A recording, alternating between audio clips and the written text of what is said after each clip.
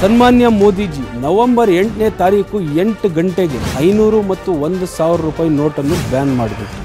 ಆವಾಗ ಈ 125 ಕೋಟಿ ಜನ ನಿಮ್ಮ ಬೆಂಬಲಕ್ಕೆ ನಿಂತರು, ಎಲ್ಲ ಕಷ್ಟ ಸಹಿಸಿಕೊಂಡ್ರು. ಆದ್ರೆ ಈ ದೇಶದಲ್ಲಿ ಕಪ್ಪು ಹಣ ಒಂದೇ ಇಲ್ಲ, ಕಾಮುಕರ ಅಟ್ಟಹಾಸ ಕೂಡ ಮಿತಿ ಮೀರಿದೆ. ಈ ನಿಟ್ಟಿನಲ್ಲಿ ನೀವು ಕೆಲಸ ಮಾಡಲೇಬೇಕು. ಚಿಕ್ಕ ಚಿಕ್ಕ ಮಕ್ಕಳು, ಯುವತಿಯರು ಕಾಮುಕರಿಗೆ ಬಲಿಯಾಗುತ್ತಿದ್ದಾರೆ. ಇದನ್ನ ತಪ್ಪಿಸಿ ಈ ಅನಿಷ್ಟವನ್ನು ತೊಲಗಿಸಲು ಕೆಲವು ಕಠಿಣ ಕ್ರಮಗಳ ಅಗತ್ಯವಿದೆ. ಹೀಗಾಗಿ ಆರೋಪಿ ವಿರುದ್ಧ ಕೂಡಲೇ ಚಾರ್ಜ್ ಶೀಟ್ ಹಾಕಬೇಕು. 30 ದಿನಗಳ ಒಳಗೆ ತೀರ್ಪು ಸಿಗಬೇಕು. ಪ್ರತಿದಿನ ಕೋರ್ಟ್ಗಳಲ್ಲಿ ವಿಚಾರಣೆ ನಡೆಯಬೇಕು.